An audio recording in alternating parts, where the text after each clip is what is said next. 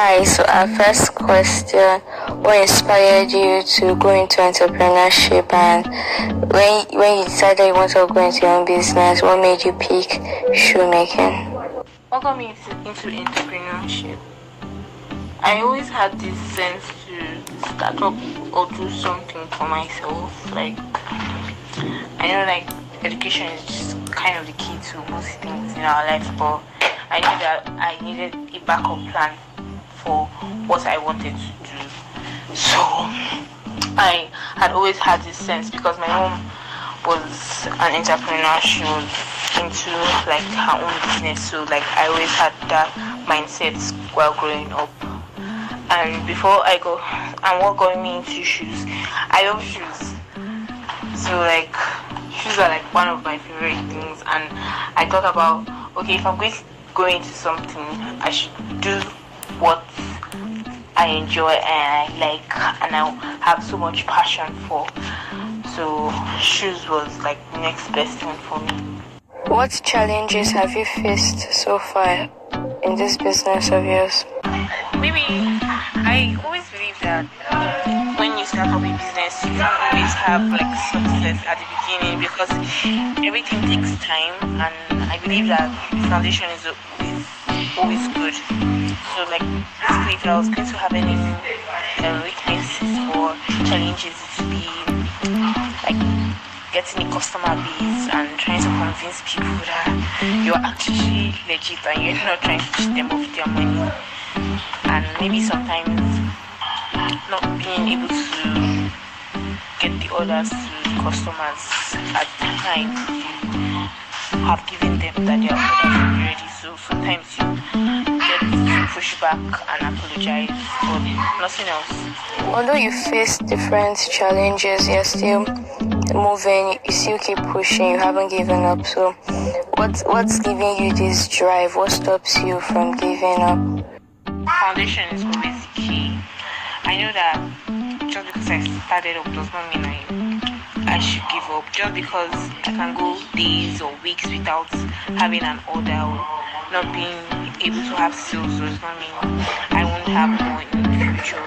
So I feel like once I will be able to build a very good customer base right now, in the months to come or years to come, I would have been in a place I'll be so happy to be, and I'll think back to now when I had just started, and to be fulfilling for me. So foundation is always key. Just because it's hard does not mean I should give up. Giving up is just going to make me a quitter, and I do not want to quit on my business or my little dream. What makes you stand out in your trade?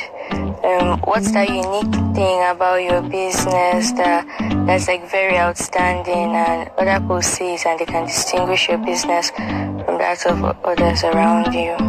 I think maybe because I wouldn't want to give people things that I'm not comfortable with or I don't like.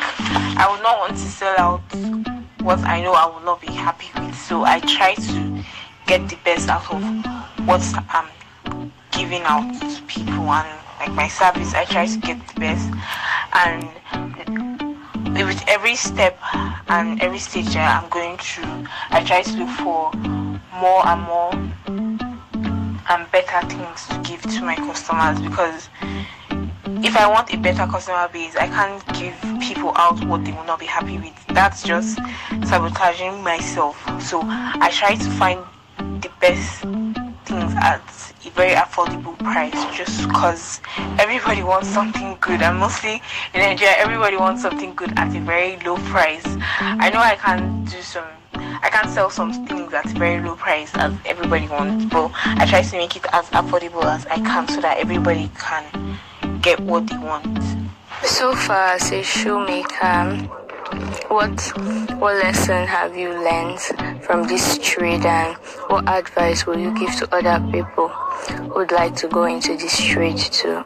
I think patience is very, very important, because sometimes your orders might not come out the way you want it, or they might miss out on the dates that they are supposed to give it to you. So like you need to be very, very patient, and you should always have like plan A, B, and C. When I mean by plan A, B, and C, it's like you always have 2 or 3 persons that can make shoes for you, because sometimes the first person might not be able to do it, so the next person should be able to, or the third person. And that's in case you're not making it yourself.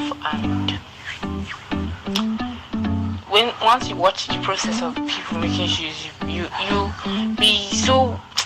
understand why maybe making shoes like handmade, it's so inspiring, because these people actually put their sweat and time into making these things. And you understand that sometimes when you hold things that are handmade, you know that this took a lot of time. Understand that sometimes foreign goods look better, or look nicer, or you feel they are better, but sometimes once it's handmade, you understand that they put a lot of time into this, and they are always more affordable compared to some other things. I'm not saying we don't buy, or I don't use foreign things, but sometimes handmade just gives you that what you want, because you can always describe to the person, this is what I want, and you get it. So if you're going into this, you need to be patient, you have a plan B, A, B, and C, and you should be understanding and grateful.